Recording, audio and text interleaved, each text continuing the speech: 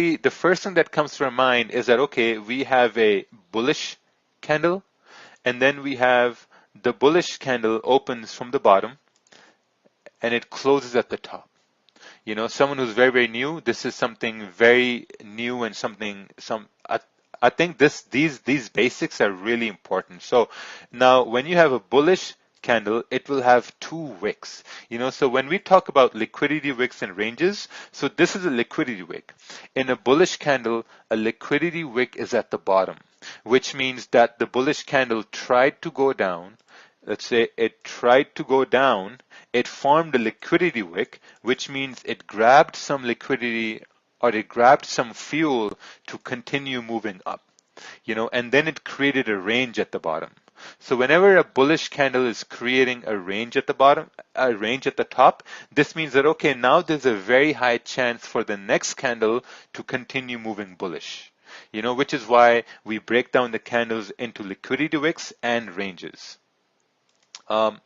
Next, we have your bearish candle, right? Now, the bearish candle opens at the top and it closes at the bottom.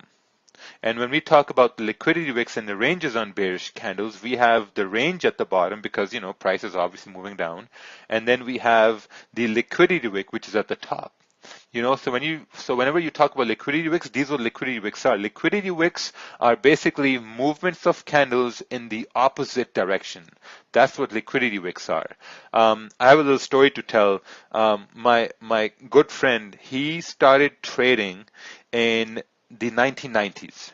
You know, this is a very long time ago. So what they used to do was they used to get prices. You know, they used to get prices every 15 minutes. So now, check this out, right? Just like visualize this. So you're there sitting at the screen, you're getting prices every 15 minutes. So let's say that he would get a price, let's say once he get a price and the price would be at, let me just remove this.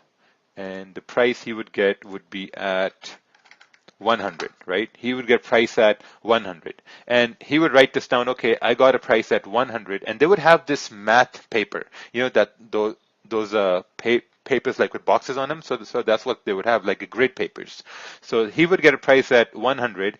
And in that 15 minutes or in that 1 hour time frame, he would get a closing price. So he would get an open price at 100, a closing price he would get at 150.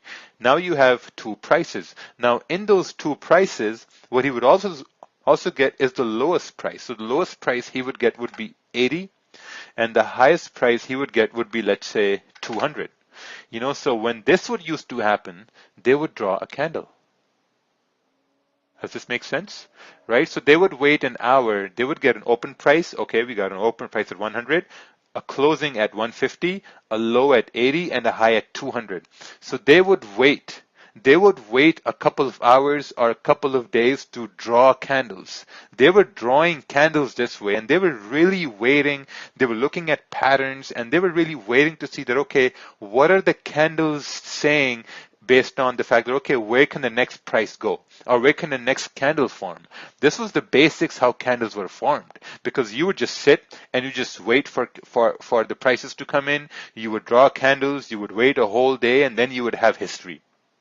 Right? Then you would have history on the charts. And once you had that history on the charts, then you could say, okay, based on the 2 days of me drawing candles, now I can finally take a trade. Right? But now when we have our platforms, we have CTrader, we have our MetaTrader, it's really easy. It's really easy to take a trade. It's really easy to execute a trade. And I think these systems are meant for us to fail, because when you have your systems on, now you can execute trades within a few seconds. Within a few seconds, you can put money at risk. You know, and it's really easy. It's really harmful too, because back in the day, when someone said, okay, hey, you have to sit down and draw candles for a day, man, no, not many people will be willing to do that. You know, they'll say, oh no, it's a waste of time, whatever, you know, this and that. But now it's really easy, you know, so you have to be very careful. Now you have all these weapons at your hand that you can put money at risk. You have leverage. You can open lot sizes. Man, you can flip accounts from $1,000 to 2,000 and 5,000. You can flip those accounts, but it comes with a lot of responsibility. And that responsibility is that how are you going to manage yourself? You know, are you going to fall into that greed? Are you going to fall into that fear of, like, let's say, losing and making money? So that's going to be something really important. We have Nathan that is unmuted. Nathan, can you mute yourself? As I'm going to really appreciate that. And also Brian Miller there as well. Okay, perfect. So let me just remove this from here and let's continue on to candlesticks continued, right? So basically what we talked about were basic candles, right? So now what we're going to talk about is candles without wicks and candles with wicks, right? So candles without wicks basically means that there's no range for the next candle to fill, right? When you have candles that have wicks, that means that the next candle can potentially go in that same direction. But when you have candle with no wicks, then there's no range. So usually when there are no wicks on the candles, there's a 50-50 chance that price will move where you want it to move. For example, let's say you have a bullish candle and this candle has no wick on the top. You know, so if this candle has no wick on the top, this means there's no range for the next candle to move up. You know, and then there's a 50-50 chance that the next candle may move up or it may move down. You can look back on the charts and you can backtest this. You know, there's going to be very less probability that the next candle is going to move up. If we look at a candle that has a wick on the top, then there's a very high probability that the next candle is going to continue moving in that same direction.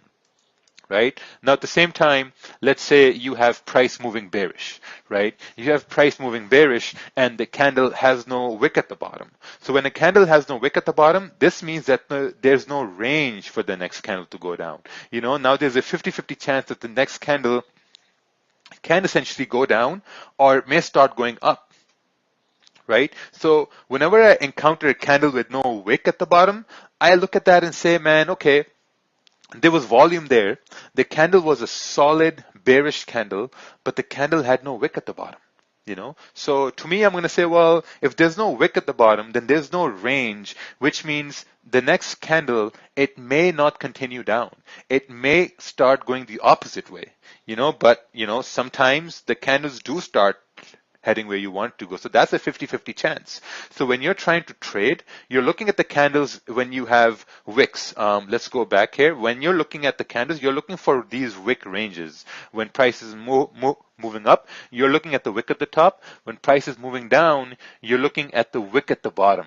Because when you have wicks, this means there's a very high probability that that price will continue moving in that direction. Now, in the same way, let's say we talk about a bullish candle that has no wick at the bottom, right? And it has a wick range at the top. What this means is there's a lot of volume in the candle. You know, when a candle has a lot of volume, now when is the time of the day when there's going to be a lot of volume in the candles? You know, when you have your market opens, when you have news events, when you have, let's say, special speeches, those are times when there's going to be a lot of volume in the candle. So when you have a bullish candle with no wick at the bottom, this means the price didn't even attempt to go down. You know, there was so much bullish pressure. There were so many buyers that price didn't even attempt to go down. It just continued to go up. You know, in the same way, if you have a bearish candle with no wick on the top, this means that price didn't even attempt to go bullish. You know, price was moving down with so much ferocity that it didn't even have time to continue going up. It didn't even create a liquidity wick. You know, that's what these candles mean. So it's very important to look at candles when they have no wicks. Because when you're looking at a candle that is bullish, once again, with no wick on the top, this means there's no range, which means that price went up and just closed at the spot and it didn't even go up. You know, so now there's a 50 chance that it might go up or down. And the same way, if you're looking at, let's say, a bullish candle with no wick at the bottom, this means there was a lot of bullish pressure. You need to be very cognizant of this fact, like, you know, when you're looking at the charts, when you're zooming in, if you're looking at the candles, it's very important that you look at this stuff. Because, you know, like a lot of times when we're looking at something like this here, can you guys see my mouse? Like I've been moving my mouse. Okay, perfect. Yeah, you can see my mouse. So let's say if you're looking at this candle here on the charts and you're like, okay, man, this is bearish. It has no wick at the bottom, so price is going to move down. But then there's a 50-50 chance it might move down. So this is something what I've learned by looking at the charts, by losing based on these candles, because I would look at this and say, oh, hey, there's a lot of momentum here, but there's no range. When there's no range, when price is closing like this is like price is creating a support.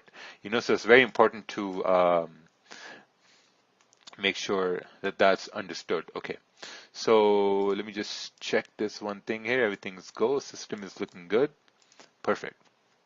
Awesome. So now we talked about candlesticks. We talked about market sessions. We talked about times to trade, and we talked about risk.